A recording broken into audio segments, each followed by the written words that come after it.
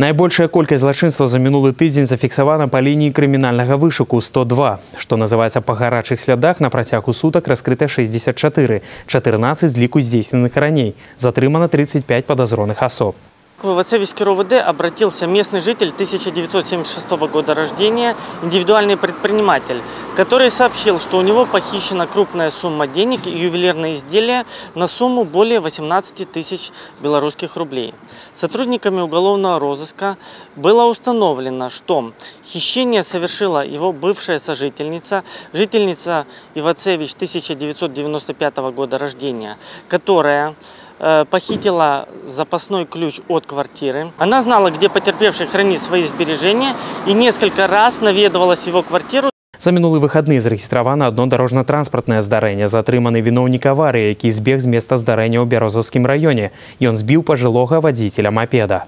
Водитель автомобиля Рено Меган с места происшествия скрылся, но 3 числа около 14 часов 30 минут был задержан по месту жительства родителей в городе Береза. Установлено, что данный водитель не имеет права управления, так как ранее привлекался к административной и уголовной ответственности за управление транспортным средством в состоянии опьянения. Супрацоўнікамі брэскай мытні выявлено 82 административных правопарушений на мяжы. В Брестской таможне было возбуждено уголовное дело в отношении гражданки Германии, которая пыталась через республиканский пункт таможенного оформления «Варшавский мост» ввести на территорию Евразийского экономического союза опасное наркотическое средство марихуану. 2 пажары зарэгістравалі супрацоўнікі МНС. 1 чалавек атрымаў апёкі рознай ступені цяжкасці. Пашкоджана 2 пабудовы.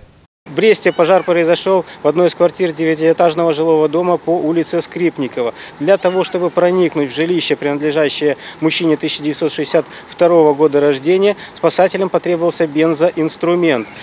Спасенный мужчина осмотрен медиками пожарного аварийно-спасательного отряда УМЧС.